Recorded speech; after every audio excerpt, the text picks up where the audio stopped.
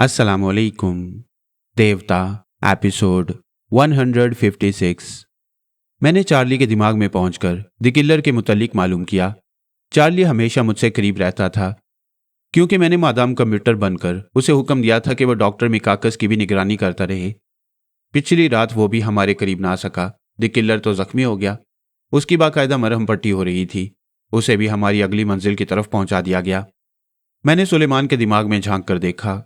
मुझे उम्मीद थी वो रास्ता रोकेगा, मेरे पहुंचते ही सांस रोक लेगा, लेकिन ऐसा ना हुआ। एक तो वो जख्मों से चूर था, दूसरा नींद की दवा दी गई थी, इसलिए वो बेसुध पड़ा हुआ था। मैंने उसके ख्वाबीदा दिमाग से पूछा, तुम किस पार्टी के लिए काम कर रहे हो? ख्वाबीदा दिमाग ने जवाब दिया, यूं तो मैं सभी के लिए काम करता हूं, लेकिन जब किसी तरफ से ज्यादा मुआवजा मिलता है, ज्यादा तहफ़्फ़ुज़ मिलता है, तो मैं उसी तरफ रुख फेर लेता हूं। फिलहाल तुमने कितनी पार्टियों को अपनी खिदमत का यकीन दिलाया है? एक तो शेख अल फारस मुझे अपना आदमी समझते हैं। वो चाहते हैं मैं द किलर को जिंदा गिरफ्तार करके उनके पास पहुंचा दूं। यह बहुत ही मुश्किल काम है। द किलर को किसी तरह छुपाकर या किसी और मेकअप में नहीं ले जाया जा सकता। कम वक्त के हाथ जो इतने लंबे हैं और सर इतना बड़ा है कि हजारों लाखों में पहचान लिया जाता है। मैंने पूछा, तुम रसवंती को कहाँ पहुंचाना चाहते हो? मास्टर की के पास, उससे मेरा मुआहदा हो चुका है।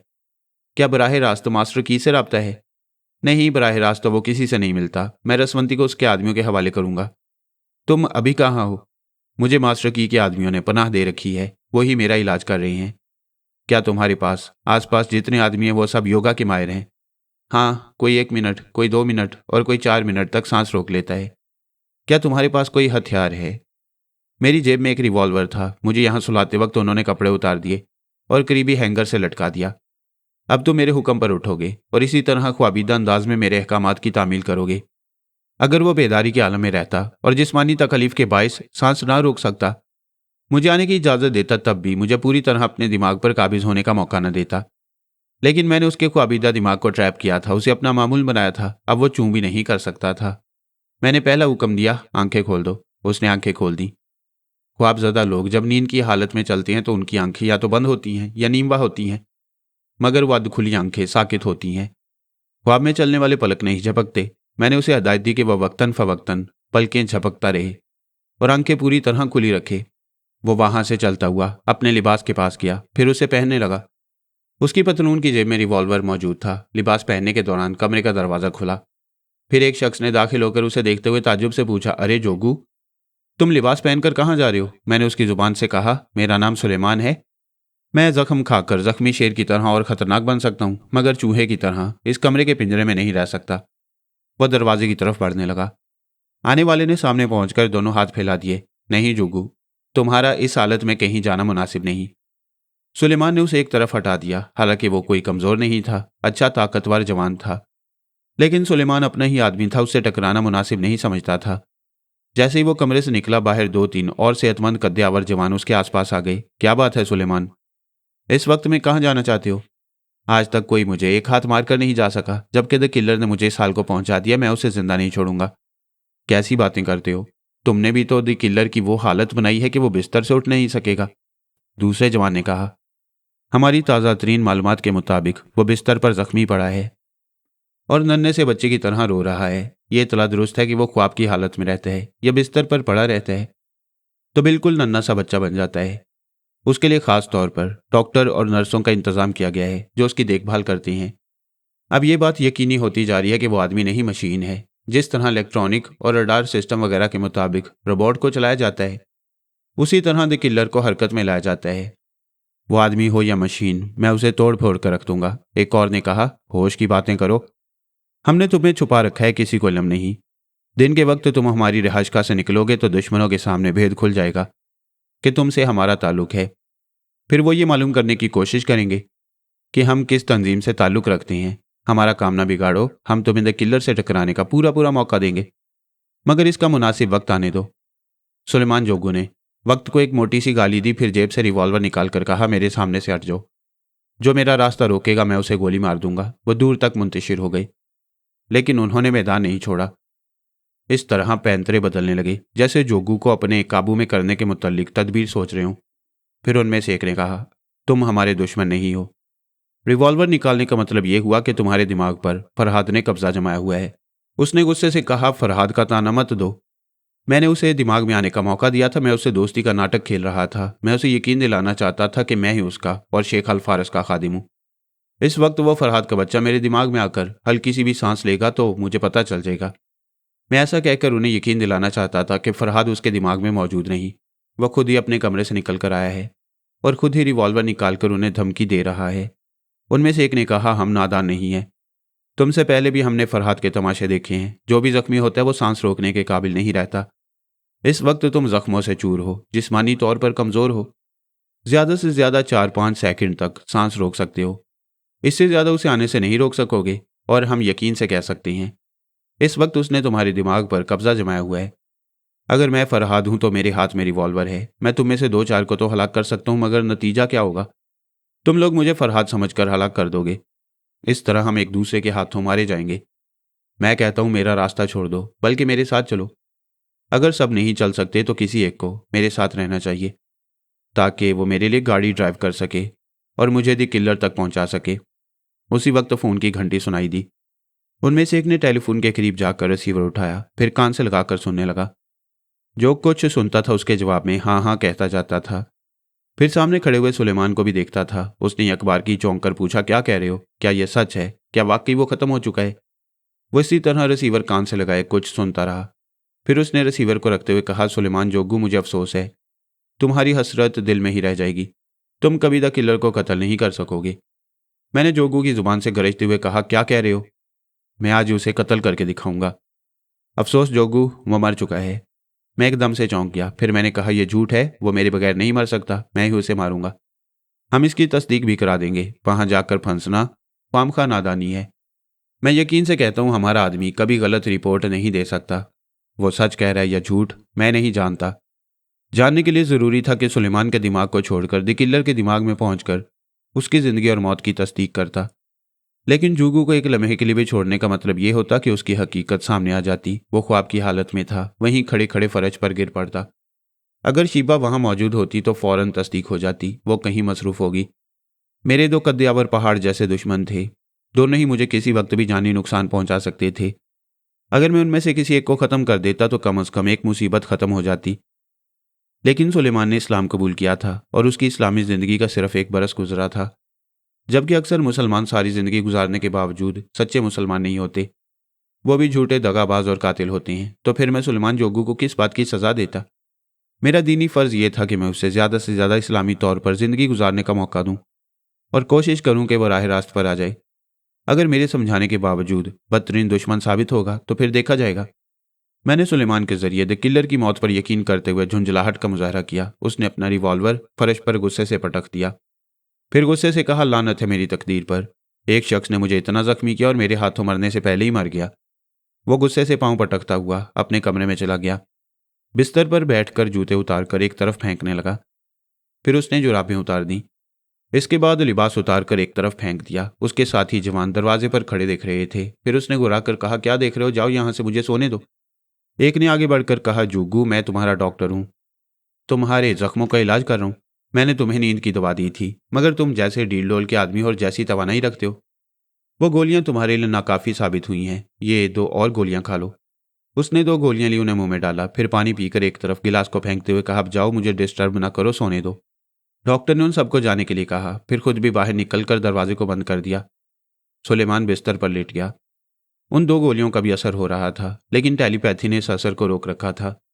मैंने उसके दिमाग को हदायत दी, सुलेमान, जब तुम नींद से बेदार होगे तो इस बात को तस्लीम करोगे कि तुम नींद के दौरान गुस्से में उठे थे और लिबास पहनकर और रिवॉल्वर लेकर द किलर को मारने के लिए जा रहे थे। लेकिन उसकी मौत की खबर सुनकर मजबूरन अपने बिस्तर पर आकर सो गए। उसके दिमाग ने वादा किया कि वो ये सारी बातें याद रखेगा और बेदारी के बाद द किलर के मुतल्लिक तस्दीक करेगा कि वो जिंदा है या वाकई मर चुका है। सुलेमान जोगू ने द किलर को कत्ल करने के लिए अपने कमरे से निकलकर दूसरे कमरे में पहुंचकर अपने तमाम साथियों के दरमियान रहकर जो कुछ गुफ्तगू की थी और जो कुछ उसके दिमाग में पेश आया था, मैंने वो सारी बातें उसको ज़हन नशीन करा दी। अब वो बेदारी के बाद इनकार नहीं कर सकता था कि वो द किलर को कत्ल करने के लिए जाना चाहता था। उसकी तरफ से मुतमईन होकर मैंने ख्याल ख्वानी की परवाज़ की और द किलर के दिमाग में पहुंच गया। पहुंचने का मतलब ये था कि वो जिंदा था और सुलेमान को धोखा दिया गया था। सवाल ये था कि उन्होंने अपने ही आदमियों से झूठ क्यों कहा। इसके 2 जवाब थे। एक तो ये कि वो सुलेमान को जख्मी हालत में वहां जाने की इजाज़त नहीं देना चाहते थे, जबकि वो सीधी तरह बाज नहीं आ रहा था तो झूठ बोलकर फिलहाल रोक दिया था। दूसरी बात यह कि वो मुझे आजमाना चाहते थे। अगर मैं उसके दिमाग में मौजूद हूं तो द किलर की मौत का सुनकर चौंक जाऊंगा और फौरन तस्दीक के लिए उसकी तरफ प्रवास करूंगा, जिसके नतीजे में सुलेमान चंद लम्हों के लिए मेरी गिरफ्त से निकल जाएगा और हकीकत खुल जाएगी। बेशक मास्टर की से ताल्लुक रखने वाले जवान ज़हीन भी थे, दिलेर भी थे और योगा के फन में महारत भी रखते थे। उन्होंने मुझे चक्कर देने की बड़ी कोशिश की। अगर मैं ज़रा सा भी चूक जाता तो वो मुझे सुलेमान के अंदर से ढूंढ निकालते। वह इस सिलसिले में नाकाम रहे, मगर कामयाबी यूं हुई कि उन्होंने जूगो को मेरा आलाकार बनने से रोक दिया और मुझे भी मजबूर कर दिया कि मैं उसका पीछा छोड़ दूं। मैंने द किलर के पास पहुंचकर देखा, उसका भी इलाज हो रहा था। वह भी बुरी तरह जख्मी था, बल्कि सुलेमान जोगू से ज़्यादा जख्मी था, लेकिन उसके मुकाबले में सुलेमान काफ़ी ज़बरदस्त था। अगर उनका मुकाबला ज़रा देर और जारी रहता तो द किलर वहीं ख़त्म हो चुका होता। मैं दिमागी तौर पर मोटर बोट में हाजिर होकर द किलर के मुतालिक सोचने लगा। हमारे चारों तरफ पानी ही पानी था, कहीं किनारा नज़र नहीं आता था। हमारे गाइड ने बताया कि 1 घंटे तक हम यहाँ के बड़े साहली शहर कीटोज पहुँच जाएंगे। रसवंती एक तरफ सिमटी हुई सो रही थी। पिछली रात भी मैंने उसे टेलीपैथी की नींद सुलाया था। मोटरबोट में सफ़र करने के दौरान वह मुझे कभी ख्याल ख्वानी करने न देती। बहरहाल मैंने द किलर के मुतालिक संजीदगी से गौर करना शुरू किया। अगर उसके दिमाग को कंप्यूटर के ज़रिए कंट्रोल किया जाता है तो द किलर ज़ुबान से बोलता कैसे है? दुनिया की कोई भी ज़ुबान हो वो उसे कैसे समझता है और कैसे अदा करता है, जबकि वह दिमागी तौर पर एक नन्हा सा बच्चा है। बहुत सोचने के बाद यही समझ में आ रहा था कि उसके दिमाग में सिर्फ कंप्यूटर का रिसीवर नहीं है, कोई ऐसा अल्लाह भी है जो उसे माकूल बातें करना सिखाता है।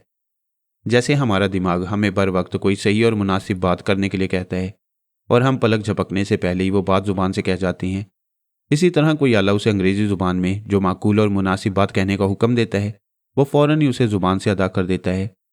एक सवाल और पैदा हुआ, अगर कोई आला है और अंग्रेज़ी ज़ुबान में कोई उसे हदायत देता है तो हदायत देने वाले का लबो लहजा भी वही है जो द किलर का लबो लहजा है। अगर है तो मैं ख्याल ख्वानी के ज़रिए सिर्फ द किलर तक क्यों पहुँचता हूँ, उससे शख्स तक क्यों नहीं पहुँचता जो कंप्यूटर के पीछे बैठा हुआ उसे अपने लबो लहजे में गाइड कर रहा है। ऐसे वक्त मेरा ख्याल सीधा ब्लैक शैडो की तरफ गया। मेरी ज़िंदगी में आने वाला वो पहला और अब तक आखिरी शख्स था जो बराह रास्त मुझसे रेडियो ट्रांसमीटर के ज़रिए गुफ्तगू करता था और मैं उसके दिमाग तक पहुँच सकता था। अगर हमारे अंदाजे के मुताबिक द किलर के दिमाग में कंप्यूटर का रिसीवर रखा गया है या ऐसी कोई चीज़ रखी गई है जिससे वह दूसरी तरफ की आवाज़ वसूल करता है, तो वह आवाज़ द किलर के दिमागी रिसीवर तक पहुँचते पहुँचते बदल जाती है। उसका लबो लहजा भी बदल जाता है और वो नई आवाज़ और नया लबो लहजा द किलर का बन चुका है। इसीलिए मैं सिर्फ द किलर के दिमाग तक पहुँच सकता था और असल में जो बोल रहा है वो दूर कहीं कंप्यूटर के पीछे बैठा हुआ है और जो कोई भी बोल रहा है वो या तो ब्लैक शैडो है या ब्लैक शैडो की तकनीक से काम ले रहा है। ये सब जानते कि ब्लैक शैडो तक पहुंचने के लिए मैंने कितने पापड़ बेले। उसे गिरफ्तार किया और फ्रांसीसी हुकूमत के हवाले कर दिया। वह ऐसा हुनरमंद था कि जिससे दुनिया की तमाम खतरनाक तंजीमें फ़ायदा उठा सकती थी। मैं जानता था वो ज़्यादा अरसे तक जेल में नहीं रह सकेगा, कोई ना कोई उसे अगवा करके ले जाएगा। मैंने सोचा था जब भी मुझे फुर्सत मिलेगी मैं फिर उसके दिमाग में जाऊँगा और उसे अपने कंट्रोल में रखने की कोशिश करूँगा। लेकिन मेरे हालात मुझे अपने ही मुताल्लिक ज़्यादा सोचने का मौका नहीं देते। मैंने रफ्ता रफ्ता ब्लैक शैडो को भुला ही दिया था। द किलर के केस ने उसकी याद ताज़ा कर दी। मैंने आंखें बंद की, उसकी आवाज़ और उसके लबो लहजे को याद किया, फिर आंखें खोल दी। याद नहीं आ रहा था। जिसे इतने अरसे तक फरामोश कर रखा था, भला उसका लबो लहजा कैसे याद आता। मैं थोड़ी देर तक चुपचाप बैठा दरिया की लहरों को देखता रहा। अब एक तरफ साहिल नजर आ रहा था। साहिल क्या था, दूर दूर तक जंगल ही जंगल था और उस जंगल में भी दूर तक पानी दिखाई दे रहा था। ये मंजर देखकर यकीन से कहना पड़ता है कि दरिया अमेज़न आधे जनूबी अमेरिका को डुबोए रखता है। मैंने शेख अल फारज से दिमागी राब्ता कायम करके पूछा कि आप फ़ौरन ही फ्रांसीसी अफसरान से राब्ता कायम करके ब्लैक शैडो के मुताल्लिक ताज़ा तरीन मालूमात हासिल कर सकती हैं। उन्होंने कहा, इंतज़ार करो, मैं अभी जवाब देता हूँ। मैंने 15 मिनट बाद फिर राब्ता कायम किया। उन्होंने कहा, ब्लैक शैडो अभी तक फ्रांस की एक ऐसी जेल में है जहाँ खतरनाक किस्म के कैदियों को रखा जाता है और जहाँ से फ़रार होना मुमकिन नहीं। मैं उसकी आवाज़ सुनना चाहता हूँ, उसके लबो लहजे को याद करना चाहता हूँ। उन्होंने मुझे एक फ्रांसीसी अफसर की आवाज़ का कैसेट सुनाया, फिर कहा, मैं अफसर से कह चुका हूँ कि तुम उसके दिमाग में पहुँचने वाले हो और उसके ज़रिए ब्लैक शैडो के दिमाग तक पहुँच जाओगे। फिर ऐसा ही हुआ। जब मैंने उस फ्रांसीसी अफसर से अपना तारुफ कराया तो उसने कहा, मैं ब्लैक शैडो के पास जा रहा हूँ, आप मौजूद रहें। मैं उसके साथ जेल की तंगो तारीक तरीन राहदारियों से गुजरता हुआ आहनी सलाखों वाली कोठरी में पहुँच गया। अफसर ने ब्लैक शैडो को मुखातिब किया, फिर उससे सवालात किए।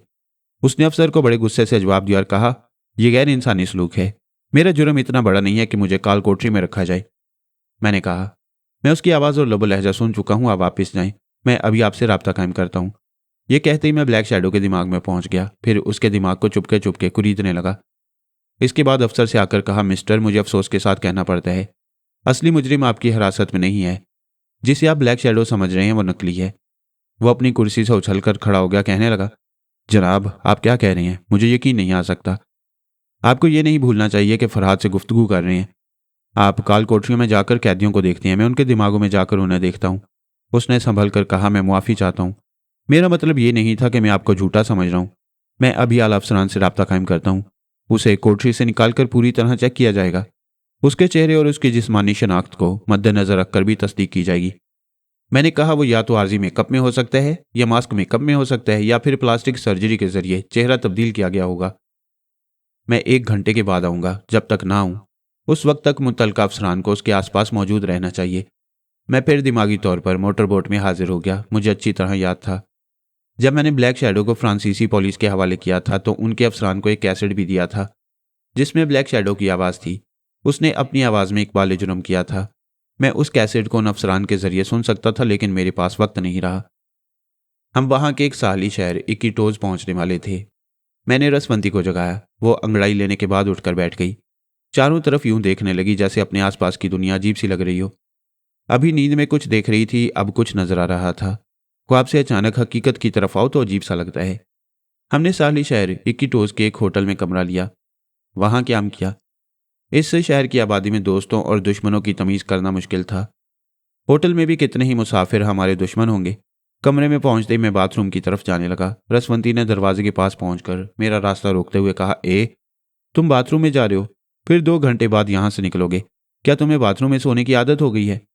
मैंने उसके शाने पर हाथ रखकर कहा, मैं तुम्हें बता चुका हूं, तुम्हारा फरहाद मुझसे ज़रूरी बातें करता है, इसलिए मुझे देर हो जाती है। क्या फरहाद को भी बाथरूम में ज़िंदगी गुजारने की आदत है? मुझे हंसी आ गई। मैंने उसे थपकते हुए कहा, अच्छा मैं वादा करता हूँ 15 मिनट में वापस आ जाऊँगा। मैंने उसका रास्ता छोड़ दिया। मैंने अंदर पहुंचकर दरवाजे को बंद करते ही फ्रांसीसी अफसर के दिमाग में छलांग लगाई। वो लोग एक कमरे में उस शख्स को अपने दरमियान एक कुर्सी पर बिठाए हुए थे जो अपने आप को ब्लैक शैडो कहता था।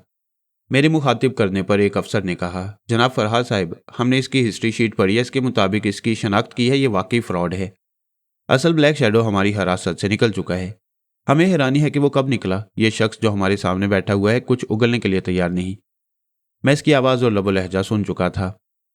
मैंने उसके दिमाग में पहुंचते ही कुछ कहे सुने बगैर एक ज़बरदस्त झटका पहुंचाया। वो एकदम से चीख मारकर कुर्सी से उछला और फर्श पर गिरकर तड़पने लगा। सब हैरानी से उसे देख रहे थे। मैंने अफसर से कहा, मैं इसे सजा दे रहा हूँ, ये अभी सब कुछ उगलेगा। फिर यही हुआ। 2-4 दिमागी झटके पहुंचे तो वो एकदम से गिड़गिड़ाकर मुआफ़ी मांगने लगा। अपने मुतल्लिक सब कुछ उगलने लगा। मैंने जो भी मालूमात फराहम की वो मेरे लिए कोई अहमियत नहीं रखती थी। मैंने एक अफसर से कहा, जब मैंने ब्लैक शैडो को आपकी तहवील में दिया था तो उसके साथ एक कैसेट भी था, वो मुझे सुनाया जाए। थोड़ी देर में वो कैसेट मुझे सुनाया जा रहा था। मैं फिर ब्लैक शैडो की आवाज़ और उसके लबो लहजे को याद कर रहा था। इसके बाद मैंने अफसर से कहा, शुक्रिया, अब ये रिकॉर्डर बंद कर दीजिए। ये बात किसी को मालूम ना हो कि किसी कैसेट में असल ब्लैक शैडो की आवाज़ महफूज कर ली गई थी। दुश्मन इस धोखे में है कि मैं शायद उसके दिमाग तक ना पहुंच सकूं। उन्हें इसी फ्रेब में मुब्तला रहना चाहिए। ये समझाकर मैंने ख्याल ख्वानी की परवाज़ की और असल ब्लैक शैडो के दिमाग में पहुंच गया। वो एक आलीशान ख्वाबगाह में था। ऐसी शाहाना ख्वाबगाह थी जैसे वो किसी बहुत बड़े मुल्क का खुद मुख्तार हुक्मरान हो। खूबसूरत कनीज़ें उसकी खिदमत के लिए आ रही थी, जा रही थी। हबशी गुलाम उसके हुक्म की तामील में मसरूफ़ थे। वहाँ दुनिया की हर चीज़ मुयस्सर थी। उसके पास चिरागे अलादीन नहीं था, इसके बावजूद जो हुक्म देता था वो कमरे में हाजिर हो जाता। लेकिन एक मजबूरी थी, और वो ये कि वो इस कमरे से बाहर कदम नहीं रख सकता था। वो एक कैदी था। चूंकि बहुत बड़ा साइंसदान था, सदियों की गुमशुदा आवाज़ों पर रिसर्च कर रहा था और इस दावे को दुरुस्त साबित करने की कोशिश कर रहा था कि एक दिन साइंसदान सदियों की गुमशुदा आवाज़ों को दोबारा रिकॉर्ड कर लेंगे और हम अपने दादा परदादा और उनके भी दादा परदादा की आवाज़ें साफ तौर पर रिकॉर्डिंग मशीन के जरिए सुन सकेंगे। बहरहाल इस साइंसदान ने आवाज़ को माइक से लेकर स्पीकर तक पहुंचाने के दौरान तब्दील करने का जो तजुर्बा किया था वो बड़ा कामयाब रहा। इस टेक्निक के जरिए टेलीपैथी से महफूज रहा जा सकता था, इसलिए उसे कैदी बनाने के बावजूद इतने शाहाना अंदाज में रखा गया था। मेरी ख्याल ख्वानी का सिलसिला टूट गया। दरवाजे पर दस्तक हो रही थी। रसवंती ने पूछा, तुम्हारे 15 मिनट कब पूरे होंगे? मेरे पास घड़ी नहीं है, मुझे कैसे मालूम होगा कि 15 मिनट गुजर गई हैं? मैंने दरवाज़ा खोला, अपनी कलाई से घड़ी उतार कर उसे देते हुए कहा, इससे खेलती भी रहो और वक्त भी देखती रहो।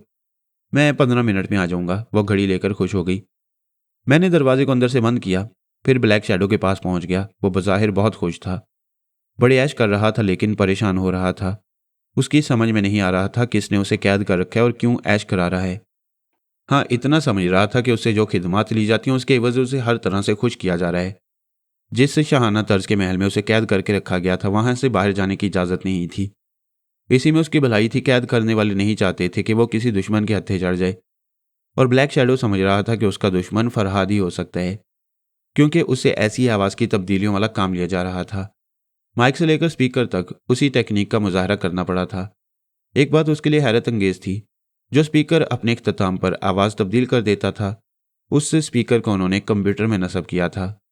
अब ये बात समझ में नहीं आ रही थी कि कहीं दूर उस आवाज़ को जहां नशर किया जा रहा है, वहां ये आवाज़ कंप्यूटर के जरिए जा रही है या ट्रांसमीटर सिस्टम के जरिए।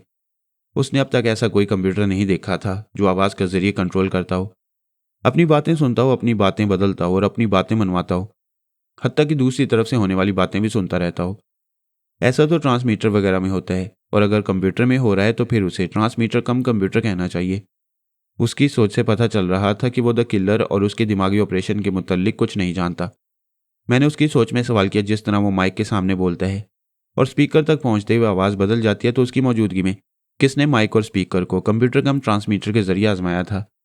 उसकी सोच ने जवाब दिया, मेरे पास एक मामूली सा शख्स मौजूद था। वो माइक के सामने खड़ा हुआ था। हमसे बहुत दूर किसी कमरे में स्पीकर रखा हुआ था। उस स्पीकर के साथ कंप्यूटर मुंसलिक था।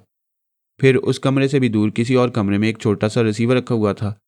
माइक के पास खड़े हुए शख्स ने कुछ कहना शुरू किया। उसकी आवाज़ स्पीकर और कंप्यूटर कम ट्रांसमीटर तक पहुंची। ट्रांसमीटर से वो आवाज़ उस रिसीवर तक पहुंची जो बहुत दूर एक कमरे में रखा हुआ था। फिर रिसीवर के पास खड़े हुए एक शख्स ने इन बातों का जवाब दिया। वो जवाब वापस कंप्यूटर तक आया और वहां बैठने वालों ने उसे साफ तौर पर सुना। ब्लैक शैडो के दिमाग को इस हद तक पढ़ने के बाद पता चल गया कि यही टेक्निक द किलर के दिमाग के साथ वाबस्ता है। मैं बाथरूम से निकल कर आ गया। रसवंती मुझे देखकर खुश हो गई, कहने लगी, अच्छा तो अब 15 मिनट पूरे हुए हैं। मैंने कहा, हाँ, इसीलिए तुम्हें घड़ी दी थी, देख लो पूरे 15 मिनट हुए हैं। मुझे उसकी मासूमियत पर तरस भी आया और बड़ी मोहब्बत भी। वो बेचारी घड़ी देखकर गुजरते हुए वक्त का हिसाब नहीं कर सकती थी।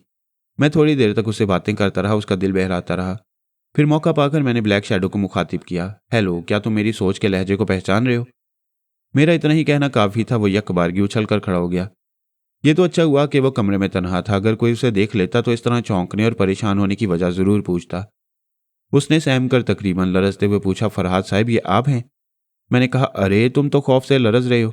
तुम कभी खुद को नाकाबिले तस्खीर कहते थे, दावा करते थे कि मैं तुम्हारी असलियत तक नहीं पहुंच सकूंगा।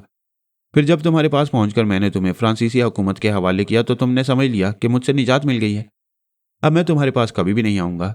वो सुन रहा था और तायद में सर हिला रहा था। मैंने कहा, और शायद यही बात तुमने इन लोगों को समझाई है जो तुम्हें वहां की जेल से अगवा करके लाई हैं। तुमने उन्हें यकीन दिलाया कि फरहाद कभी तुम्हारे दिमाग में नहीं आया और ना ही अब आएगा। शायद वो इस दुनिया में नहीं है या फिर तुम्हारे लब लहजे को भूल चुका है। उसने फिर तायद में सर हिलाया। मैंने कहा, लेकिन जिन लोगों ने तुम्हें अगवा किया है और जो काम तुम्हारे सुपुर्द किया है वो नादान नहीं है। उन्होंने तुम पर एतमाद नहीं किया, लिहाजा जो असल शख्स है वो अभी तक तुम्हारे सामने नहीं आया। उसने थूक निकल कर कहा, मैं समझता हूँ। वो पुरस्कार शख्स मेरे सामने आता रहा है। उसके साथ कुछ और लोग भी होते हैं, लेकिन वो सब गूंगे बने रहते हैं। जो लोग मुझसे इस टेक्निक को समझते हैं वो सिर्फ मुझसे बातें करते हैं, और जो गूंगे बने रहते हैं वो हमारी बातों को समझते रहते हैं। इसके बाद मुझे और मेरे साथ बोलने वालों को वहां से दूसरी जगह भेज दिया जाता है। उसकी बातों से पता चल रहा था कि वो पुरस्कार शख्स उस माइक के पास मौजूद रहता है और वहां से कंप्यूटर के जरिए द किलर को जरूरी हदायत देता है।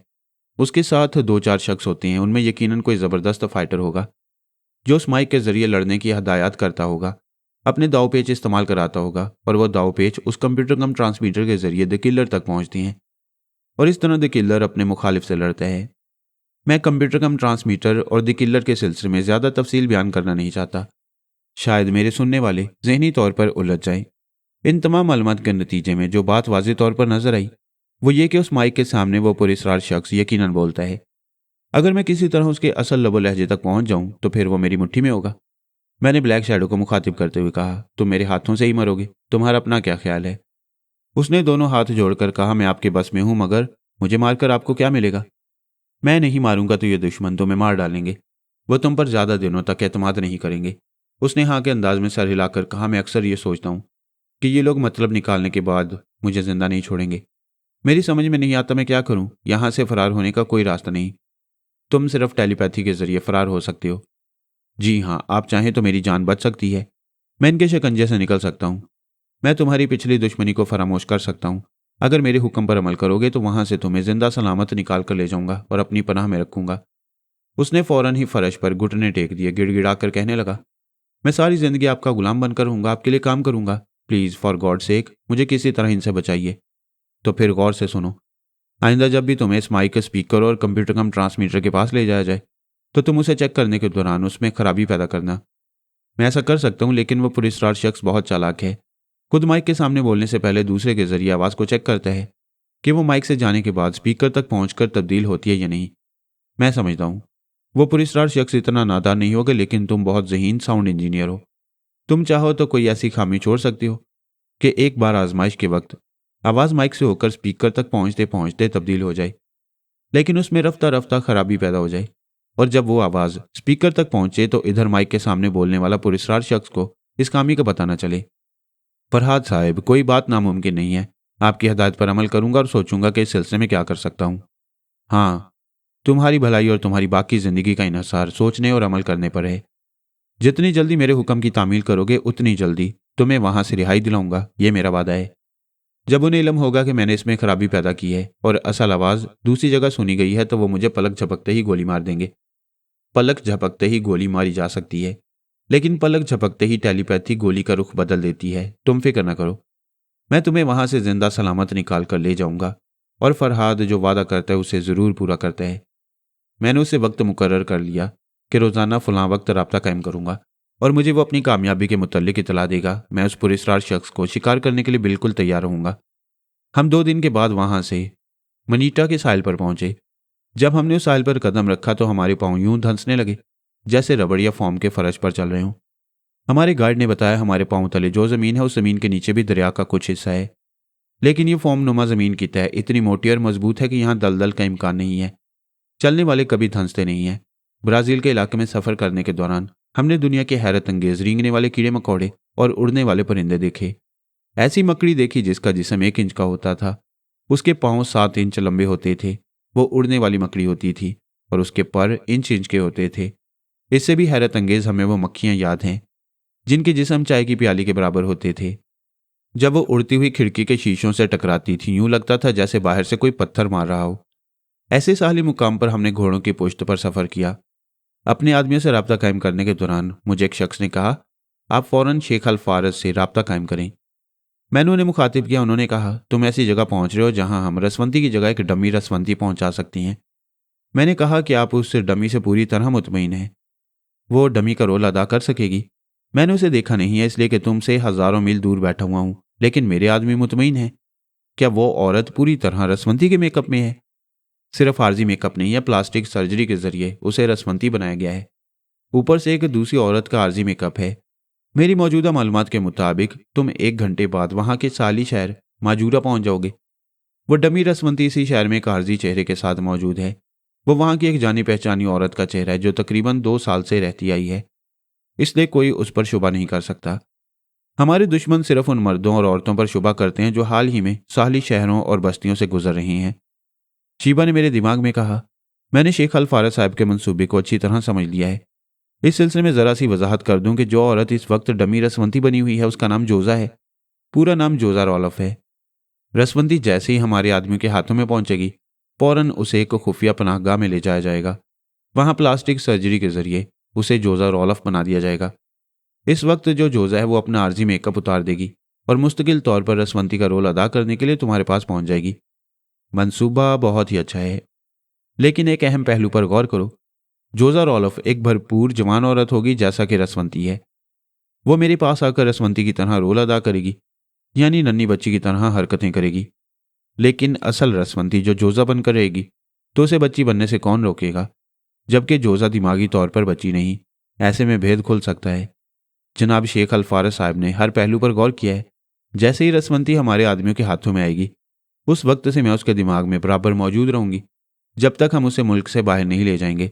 उस वक्त तक मैं रसवंती से अलग नहीं रहूंगी।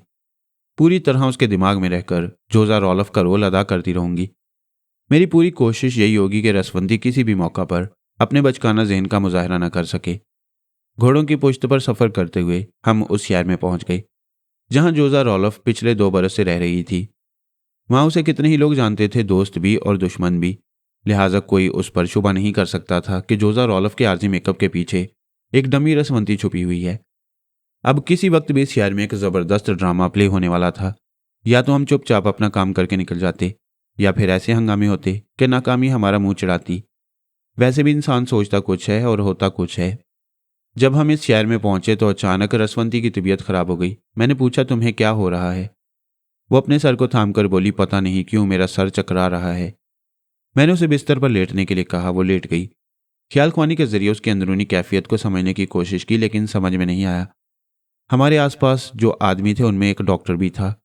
मैंने ख्याल ख्वानी के जरिए उसे रसवंती के पास पहुंचने के लिए कहा। उसने जवाब दिया, जनाब मैं करीब आऊंगा तो दुश्मनों की नज़र में आ जाऊंगा। अगर मादाम की तबीयत ज़्यादा बिगड़ गई है तो आप ज़रा इंतज़ार करें, मेरे दिमाग में मौजूद रहें। मैं पार्टी लीडर से मशवरा कर रहा हूँ। वो अपने पार्टी लीडर के पास पहुंचा। बाबा साहब के इदारे से जितने अफराद आए थे वो हर शहर में एक अलग अलग पार्टी बनाए हुए थे और हर पार्टी का एक अलग लीडर था। मैंने उसके पास पहुंचकर जब उसे मुखातिब किया तो उसने कहा, मैं अपने आदमियों के साथ लेडी डॉक्टर मारिया थॉम्सन के क्लिनिक में जा रहा हूँ। आप मादाम को लेकर वहां पहुंचें, हम आप लोगों की निगरानी करते रहेंगे। उस छोटे से शहर में लेडी डॉक्टर मारिया थॉम्सन बहुत मशहूर थी। मैं रसवंती को लेकर क्लिनिक में पहुंच गया। डॉक्टर बहुत मशहूर थी और इलाज भी अच्छा करती थी, मगर वहां एक भी मरीज नहीं था। उसने मुझे वेटिंग रूम में बैठने के लिए कहा, फिर रसवंती को दूसरे कमरे में ले गई। मुझे कोई खास तशवीश नहीं थी, उसका सर चकरा रहा था, वो कमजोरी महसूस कर रही थी। लिहाजा मैं उसकी तसल्ली के लिए लेडी डॉक्टर के पास ले आया था ताकि दवा खाने के बाद उस पर नफ्सियाती असर पड़े और वो पहले की तरह भली चंगी हो जाए। थोड़ी देर बाद ही लेडी डॉक्टर मेरे पास आई, फिर बोली, क्या ये तुम्हारी वाइफ है? मैंने इनकार में सर हिलाया। उसने पूछा, फिर इसका खावंद कहाँ है? मैंने पूछा, बात क्या है? खुशखबरी है, ये मां बनने वाली है। ये बात मेरे अंदर धमाके की तरह गूंजने लगी। मैं एकदम से चकरा गया। मैंने फौरन ही ख्याल ख्वानी की परवाज की और पार्टी लीडर से कहा, गजब हो गया, रसवंती मां बनने वाली है, मेरा राज खुलने वाला है। ये बात दुश्मनों तक पहुंचेगी तो मैं 1000 पर्दों में छुपा रहने के बावजूद, प्लास्टिक सर्जरी के मेकअप के बावजूद बेनकाब हो जाऊंगा। उसने कहा, जनाब आप लेडी डॉक्टर को सिर्फ 15 मिनट तक बातों में उलझा कर रखें, हम अपना काम कर गुजरेंगे। 15 मिनट क्या, मैं ज्यादा से ज्यादा ख्याल ख्वानी के जरिए ट्रैप कर सकता हूँ। लेकिन कोई मरीज यहाँ आ गया तो वो लेडी डॉक्टर को सख्ते के आलम में देखेगा, फिर भेद खुलेगा। आप फिक्र न करें, हमारे आदमी यहाँ किसी मरीज को आने ही नहीं देंगे। लेडी डॉक्टर मारिया थॉम्सन ने पूछा, मिस्टर आप क्या सोच रही हैं? मैंने चौंक कर कहा, मैं सोच रहा हूँ इस औरत के खामंद को ये खुशखबरी सुनाना होगी। आप इसके लिए प्लीज नुस्खा लिख दीजिए। वो अपने छोटे से चैम्बर में गई, फिर वहां बैठकर नुस्खा लिखने के लिए कलम संभाला। मेज पर झुककर अपने लेटर पैड पर लिखने लगी। ऐसे ही वक्त मैंने उसके दिमाग पर कब्जा जमा लिया। पार्टी लीडर ने कहा था 15 मिनट में वो अपना काम कर गुजरेगा, लेकिन जोजा जो रसवंती का रोल अदा करने वाली थी उसे खबर करने और उसे वहां से लाने में जरा देर लग गई। फिर भी काम बन गया। जब मैंने लेडी डॉक्टर के दिमाग को आज़ाद छोड़ा तो वो एकदम से चौंक गई। परेशान होकर मेरी तरफ देखने लगी। मैंने हैरानी से उसे देखते हुए पूछा, क्या बात है डॉक्टर, आप तो बिल्कुल सोच में गुम हो गई थी। उसने अपने हाथ को देखा। उसे यूं लगा जैसे उसने अभी अभी नुस्खा लिखने के लिए कलम संभाला हो। मैंने कहा, प्लीज जरा जल्दी लिख दीजिए, मैं अभी इसके शौहर के पास इसे ले जाना चाहता हूँ। वो लिखने लगी। मैंने वो नुस्खा लिया, फिर रसवंती को क्लिनिक से लेकर बाहर आ गया। मैंने उसके साथ चलते हुए कई बार कनखियों से देखा। वो सर से पांव तक रसवंती थी। लिबास भी वही था जो रसवंती पहनकर क्लिनिक में दाखिल हुई थी। जब तक मैंने लेडी डॉक्टर को अपनी टेलीपैथी की मुट्ठी में रखा, उस वक्त तक जोजा ने रसवंती का लिबास पहन लिया और अपना लिबास उसे पहना दिया। ऐसे वक्त शीबा रसवंती के दिमाग में मौजूद थी, लिहाजा उसका बचकाना दिमाग हमारे आड़े ना आया। अब रसवंती जहां भी होगी वो जोजा के लिबास में होगी और यकीनन उसे ऐसी जगह पहुंचा दिया होगा जहां इत्मीनान से उसके चेहरे पर प्लास्टिक सर्जरी की जा सके। मैं ख्याल ख्वानी के जरिए मालूम कर सकता था कि अब रसवंती के साथ क्या हो रहा है और कहां पहुंचाया गया है, लेकिन इत्मीनान था। एक तो शेख अल फारस के आदमी बहुत ही ज़हीन, तजुर्बेकार और बर वक्त सही इकदाम करने वाले लोग थे। दूसरे शीबा रसवंती के दिमाग में मौजूद थी, इसलिए मैंने जोजा की तरफ तवज्जो दी। वो बहुत अच्छी अदाकारा थी। चलते चलते एकदम से पांव पटक कर खड़ी होगी। मैंने पूछा, क्या हुआ? उसने एक तरफ इशारा किया, वहां खिलौनों की दुकान थी। मैंने पूछा, क्या चाहिए? उसने कहा, गुड़िया और गुड्डा। मैंने सर खुजाते हुए सोचा, इन खिलौनों ने तो हमें डबोकर ही रख दिया होता। शुक्र है हमारे आदमी बर वक्त अपना काम कर गुजरे। जोजा ने अपनी पसंद का खिलौना खरीद लिया। मैंने नुस्खे के मुताबिक उसके लिए दवाएं खरीदी ताकि दूर से ताड़ने वाले दुश्मनों को किसी तरह का शुबा ना हो। इस बात की तस्दीक हो जाती थी कि दुश्मन वाकई चौकन्ने हैं और हर लम्हा हमारी निगरानी करते रहते हैं। मेरी ख्याल ख्वानी के दौरान एक शख्स ने बताया, जनाब, हम मादाम को लेकर क्लिनिक से निकल रहे थे तो दो अशखास ने हमारा ताकुब किया, मगर हमने उन्हें ताकुब के काबिल नहीं छोड़ा, बल्कि जिंदा ही नहीं छोड़ा, इसलिए कि वो वापस जाकर जोजा के मुतल्लिक अपने आदमियों को कुछ ना बता सकें कि वो क्लिनिक में दाखिल हुई थी और थोड़ी देर बाद फिर वापस एक गाड़ी में बैठकर चली गई। हमारी मादाम महफूज है, आप बेफिक्र रहें। जब तक वो इस मुल्क से बाहिफाजत ना निकल जाती और बखैरियत बाबा साहब के इदारे में ना पहुंच जाती, उस वक्त तक मैं फिक्रमंद ही रहता। वैसे इत्मीनान था। हमारे मंसूबे का पहला मरहला बासानी तय हो गया था। दूसरे मरहले पर जोजा बड़ी कामयाबी से रसवंती की एक्टिंग कर रही थी और बचकाना जहनियत का मुजाहरा करती जा रही थी। 1 घंटे बाद जनाब शेख अल-फारस से राब्ता कायम हुआ। उन्होंने पूछा, फरहाद, तुमने ये क्या हमाकत की? मैंने चौंक कर कहा, जी, मैं नहीं समझा। नादान बच्चे तो नहीं हो? क्या ये वक्त रसवंती के मां बनने का था? मैंने सर को झुका लिया, अपनी सफाई पेश करते हुए कहा, दुनिया में बच्चे की जिद और औरत की जिद के आगे आदमी हथियार डाल देता है, और मेरे साथ तो ऐसी शरीके हयात थी जो बच्ची भी थी, यानी औरत की जिद भी थी, बच्ची की जिद भी। तुम अपनी सफाई में कुछ भी कह लो, मगर जानते हो तुमने रसवंती को किन मुसीबतों में डाल दिया है? मैंने फिर चौंक कर पूछा, क्या वो किसी मुसीबत में मुब्तला हो गई है? क्या वो हमारे आदमियों की पनाह में नहीं है? बेशक वो हमारी पनाह में है। इस वक्त उसके चेहरे पर प्लास्टिक सर्जरी की जा रही है ताकि वो मुकम्मल तौर पर जोजा नजर आए और वहां से जोजा के पासपोर्ट पर सफर कर सके। फिर मुसीबत कैसी? क्या अभी तुम्हारी समझ में नहीं आया? उसके बचकानापन को पेश नजर रखकर सोचो। वो जिस्मानी तौर पर एक औरत है, लेकिन दिमागी तौर पर बच्ची है। क्या वो बच्ची मां बन सकेगी? क्या वो इन तमाम तकालीफ को बर्दाश्त कर सकेगी जो एक औरत अपनी जवानी के हौसले और दिमागी इस्तेहकाम से बर्दाश्त कर लेती है? रसवंती के पास जवान जिस्म है, लेकिन जवानी का हौसला नहीं है, इसलिए कि यह हौसला दिमाग से हासिल होता है और उसका दिमाग कमज़ोर है, एक बच्चे का जहन है। फरहाद, तुम ज़रा गौर करो तो पता चलेगा वो बच्ची अब कितने अजाब में मुब्तला हो गई है। जैसे जैसे उसके मां बनने का वक्त करीब आएगा, वैसे वैसे उसकी ज़िंदगी मुख्तसर होती चली जाएगी। मैंने दोनों हाथों से सर थाम लिया। ओ खुदाया, ये क्या हो गया? क्या मैं अपनी रसवंती का कातिल बन रहा हूँ? मैंने पहले ये क्यों ना सोचा कि जब ये बच्ची मां बनने के मरहलों से गुजरेगी तो मैं जालिम कहलाऊंगा, मैं कातिल कहलाऊंगा। जिंदगी में पहली बार मैंने खुद को मुजरिम महसूस किया। मेरे अंदर बेचैनी सी पैदा हो गई। दिमाग में ऐसी हलचल थी कि कुछ सोचने के काबिल नहीं रहा। ये बड़ी तल्ख हकीकत है कि इंसान जज्बात में अंधा हो जाता है, आगे पीछे कुछ नहीं देखता, कुछ नहीं सोचता। मैं खुद को होशमंद और हाजिर दिमाग समझता हूँ। मैंने अपनी गायब दिमागी और दीवानगी से अपनी शरीके हयात को ऐसे अजाब में मुब्तला कर दिया जिसका इख्तिताम मौत है। एक बच्ची मां नहीं बन सकती, कभी नहीं बन सकती, और वह मौत के जच्चा बच्चा में पहुंचकर एक दिन मां बनने वाली थी। मैं शाम तक बहुत परेशान रहा, बेचैनी से इधर उधर टहलता रहा। सुकून से बैठा नहीं जाता था, बैठना चाहता तो उठकर खड़ा हो जाता, जैसे कोई ऐसा कदम उठाऊंगा कि वो मां ना बन सके। लेकिन उसे मां बनने से रोकना तिब्बी नुक्ता नज़र से मुनासिब नहीं था। उसका बचकाना दिमाग ऐसी दुआओं का मुतहम्मिल नहीं हो सकता था। शाम को शिबा मेरे पास आई। उसने कहा, रसवंती सो रही है, इसलिए मुझे तुम्हारे पास आने की फुर्सत मिल गई। मैंने अपनी परेशानी जाहिर की। उसने कहा, मैंने सब कुछ देखा है, समझ लिया है। रसवंती वाकई एक बहुत बड़े अजाब से गुजरने वाली है। उसका क्या बनेगा ये खुदा ही बेहतर जानता है, मगर तुम्हारे परेशान होने से उसकी मुसीबतें दूर नहीं हो सकेंगी। ये बातें जनाब शेख अल-फारस पर छोड़ दो, वह रसवंती को बचाने की हर मुमकिन कोशिश करेंगे। मैं एक अहम मंसूबा बताने आई हूँ। आज रात तुम भी यहाँ से फरार होने में कामयाब हो सकोगे। वो मुझे बताने लगी। नए मंसूबे के मुताबिक रसवंती जोजा के रूप में आ गई थी। उसके लिए अब कोई खतरा नहीं था। वो बाहसियत जोजा रोलफ इसी छोटे से शहर में कुछ रोज रह सकती थी।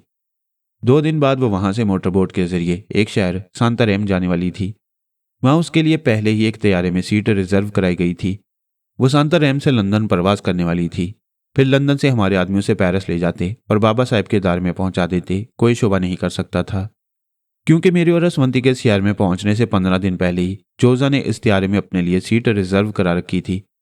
सभी जानते थे कि वो फलां दिन शहर सांतारेम से लंदन जाने वाली है। मैं दिल ही दिल में दुआ मांगने लगा कि वो जल्द से जल्द बाबा साहब के इदारे में पहुंच जाए। उस इदारे में पहले ही द किलर के दिमागी ऑपरेशन का राज मालूम करने के सिलसिले में बहुत से तजुर्बाकार डॉक्टरों का बोर्ड कायम किया गया था।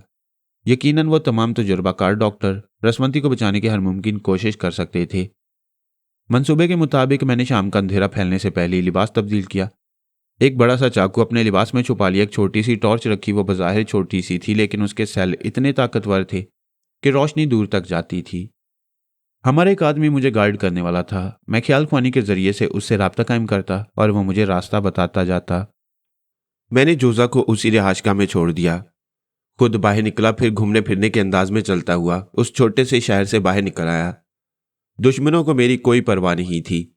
वो रसवंती पर नजर रखे हुए थे कि फरहाद उसके करीब जरूर आएगा, और जो लोग ये जानते थे कि फरहाद डॉक्टर मिकाकस को दिमागी तौर पर अपना मामूल बनाए रखता है, तो वो लोग मेरा ताक़ुब कर सकते थे। मुझे किसी की परवाह नहीं थी। बाबा साहब के इदारे से ताल्लुक़ रखने वाले अफराद आसपास दूर दूर तक मौजूद थे। साहली इलाकों में शहर से बाहर घोड़ों का अस्तबल होता है। वहाँ एक जगह से दूसरी जगह सफ़र करने के लिए घोड़े किराए पर मिलते हैं। मैंने एक घोड़ा लिया, उस पर सवार होकर अपने गाइड के बताए हुए रास्ते पर चलने लगा। मंसूबे के मुताबिक मुझे 20 मील तक सफ़र करना था। इसके बाद एक साहली इलाके में मेरे लिए मोटर बोट का इंतज़ाम किया गया था। उस मोटर बोट में सवार होकर जब मैं दरियाई रास्ता इख्तियार करता, तो रास्ते में मेरा मेकअप तब्दील होता जाता और मेरी मेकाकस की हैसियत बदल जाती। साहली सड़क कहीं कहीं तो दरिया के साथ साथ चलती थी और कभी बल खाते हुए मुड़ते हुए दूर जंगल में निकल जाती थी। अच्छी खासी मुसाफत के बाद फिर वही सड़क दरिया के किनारे किनारे नजर आती थी। मुख्तसर ये कि जब मैं जंगल के दरमियान से गुजरने लगा तो उस घने जंगल ने जैसे मुझे चारों तरफ से घेर लिया। रात तारीक थी, चारों सिमत घने दरख्त थे। तारीकी और ज्यादा गहरी हो गई थी और मैं कह नहीं सकता था कि इस अंधेरे में मेरे कितने दुश्मन छुपे हुए हैं। वैसे दुश्मन मुझे छेड़ना चाहते तो यहां तक का मौका ही ना देते, लेकिन छेड़ने का एक मौका आप ही आप पैदा हो गया। जंगल के रास्ते से गुजरने के दौरान अचानक ही घोड़ा बिदकने लगा। वह हिनहिनाता था और आगे बढ़ने से कतराता था। मैं उसे काबू में करने की कोशिश कर रहा था, लेकिन वह दाएं बाएं भागने की कोशिश कर रहा था। ऐसे ही वक्त मुझे कोई गैर मामूली सी बात महसूस हुई। मुझे यूं लगा जैसे अचानक गर्म हवा चल रही हो। घोड़ा बिदकता हुआ एक तरफ दौड़ता हुआ एक दरख्त के करीब पहुंचा। वहां मैंने उसे काबू करने की भरपूर कोशिश की। उसी वक्त करीब से आवाज आई, जनाब यहां खतरा है। जुबान से गुफ्तगू करना मुनासिब नहीं था। मैंने सोच के जरिए पूछा, कैसा खतरा? सर, इस जंगल के घने हिस्से में एनाकोंडा नामी अजदा है, वो इधर निकल आया है। बात समझ में आ गई कि वो गर्म हवा कैसे चलने लगी थी। मेरे गाइड ने 2 दिन पहले ही मुझे बताया था कि इस जंगल के घने हिस्से में एनाकोंडा नामी एक अजदा है, जिसकी लंबाई 26 फुट है और उसी की मुनासबत से वो अपनी जिसामत भी रखता है। उस गाइड ने कहा था जब वो सांस खींचता है तो एक सालम हिरन उसके मुंह में चला जाता है। पता नहीं ये किस्से कहानी वाली बात थी या हकीकत, लेकिन उस वक्त मैंने महसूस किया जैसे अचानक ही मेरा घोड़ा फिर भागने लगा हो। मैं उसे काबू में करने की कोशिश कर रहा था कि अचानक ही उसकी पुश्त से गिर पड़ा। वो मेरी गिरफ्त से निकलते ही तेजी से भागता हुआ जाने कहाँ चला गया।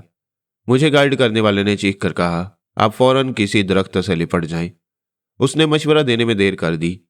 मैंने महसूस किया जैसे मैं खिंचा जा रहा हूं। जिस तरह मकनातीस लोहे को खींचता है, उसी तरह कोई चीज मुझे अपनी तरफ खींच रही थी।